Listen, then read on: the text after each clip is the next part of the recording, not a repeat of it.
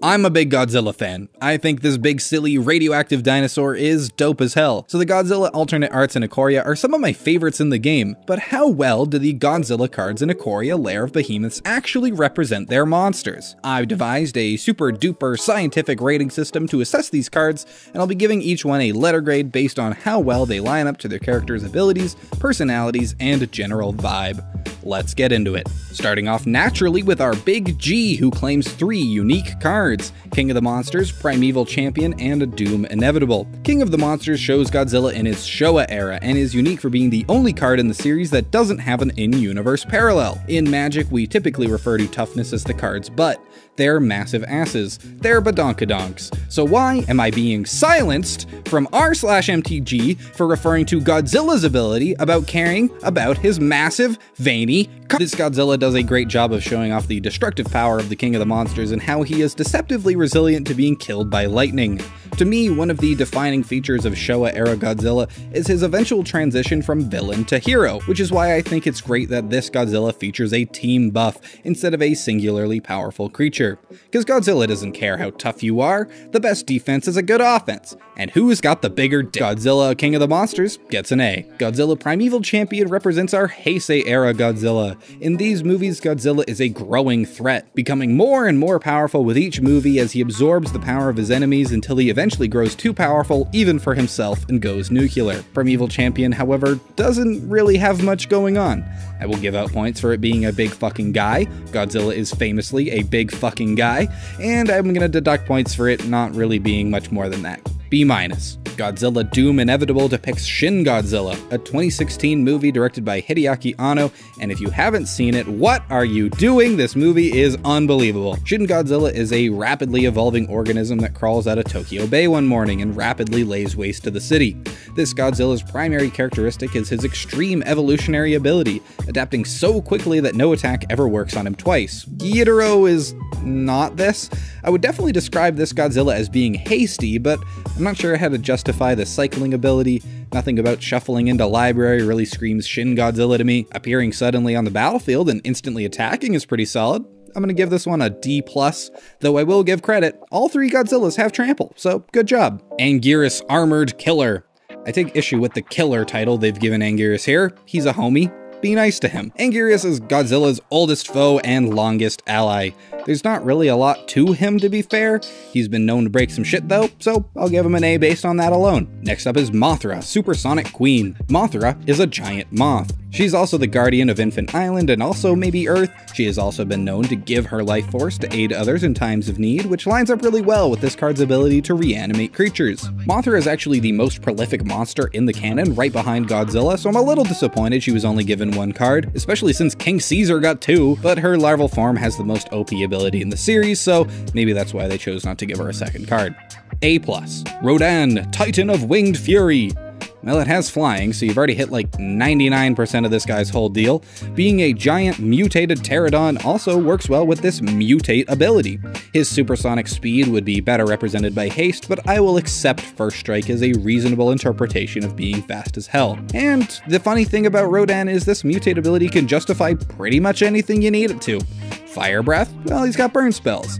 Near indestructibility? He's got a heroic intervention in the yard. Rodan gets an A. King Ghidorah has been many things since the 60s, a planet-conquering alien, an ancient guardian, a radioactively mutated bootstrap paradox, basically an Eldrazi, etc. Based on absolutely nothing except the shape of these horns, Ghidorah King of the Cosmos looks most like the Sony Monsterverse version, but it could easily be any version. Nothing about Ghidorah's established canon really lines up with Luna's pseudo-cascade ability to me, so I'm just gonna give this one a fail. Points for having trample and flying, but nothing else about this lines up. I would have actually accepted this as a reasonable answer if they'd gone for the really niche cut and made this anime Ghidorah, but I'll accept. No one's even seen those movies. Ghidorah as it is gets an F. Baby Godzilla. I hate Baby Godzilla. I hate this little shit. He sucks. I wish he wasn't here, but he is. This is the Godzilla vs. Space Godzilla version, aka Little Godzilla. Being the weakest kaiju and filling an emotional support creature for more important things is pretty on brand for Baby Godzilla. He doesn't have any abilities to speak of, so I can't really deduct any points here. I'm gonna reluctantly give Baby Godzilla a B. Mechagodzilla. Both the weapon and battle fortress represent the Millennium era Mechagodzilla, aka Kiryu. Though if you really want to get crunchy, it looks like the weapon represents Kiryu in Godzilla against Mechagodzilla, and battle fortress is the modified Type 3 from Tokyo SOS. God, I'm such a nerd. Both are artifact creatures, which is great. Both have abilities we would describe in Magic as being modified. That's also great.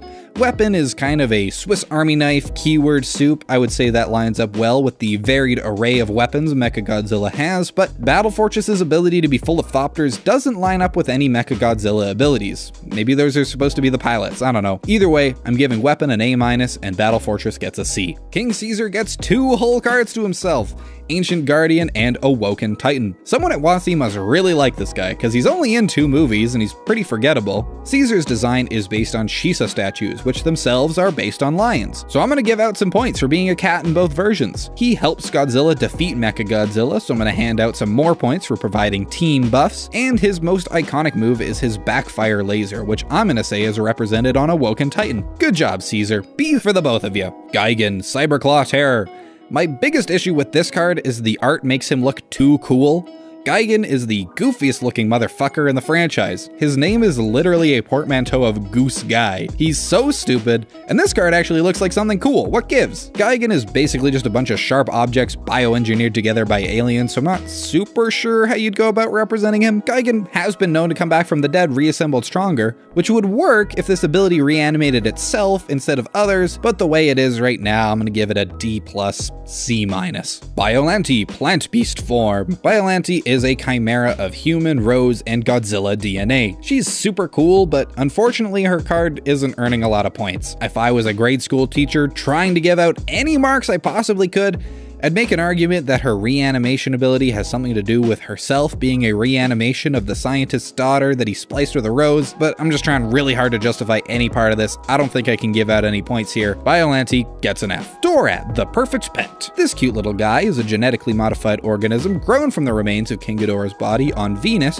for the purpose of being the ideal human companion. Dorat gets perfect points. He's a little flying guy, he benefits from being mutated, short, simple, gets you far here. A+. Batra, Dark Destroyer. Batra is basically just evil Mothra. Born from the Earth to protect the planet, he sees humanity as a threat to be wiped out. According to the Wikipedia, he doesn't have any hobbies that we know of, so I appreciate that the art doesn't show him collecting comic books or anything like that. That's a nice attention to detail. He flies, he's got a huge purple laser beam that could easily kill something. Doesn't need to be more than that. I'm gonna give this one another A+ for being simple. Mothra's Great Cocoon. Not a lot to say about this one. It's an egg. Mothra doesn't even have mutate. What's the fucking deal there? But they had an egg, they reskinned into another egg. They could have used Godzilla's egg, but whatever, that's not its fault. I'm gonna give this one a B. Space Godzilla is another member of the 2-card club. Space Godzilla's origins are mysterious, but he's some form of clone of Godzilla, possibly formed from Godzilla DNA being sucked into a black hole, possibly from Biollante cells mutating with crystalline life forms.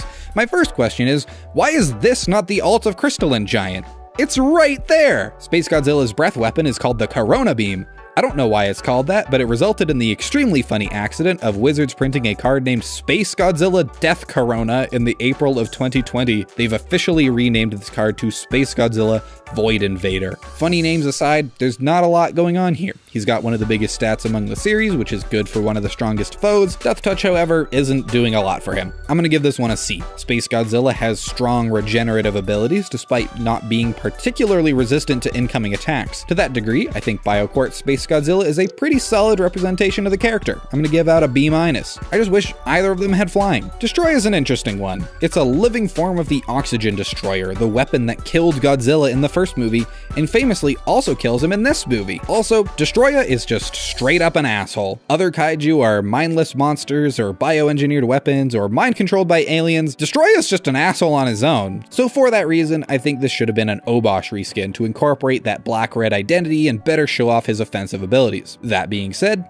this ability is still really strong. Destroyer is actually a combination of trillions of microscopic creatures that give him the ability to regenerate from being anything but totally destroyed, even from something as small as just a little feather.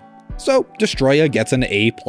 And there we have it, all 20 Godzilla cards. I'm pleasantly surprised to learn a majority of them earn a passing grade. I hope one day we'll get more Godzilla friends because there's still some kaiju I'd love to see. For example, how come we got 2 Caesars but no Emori Hedorah?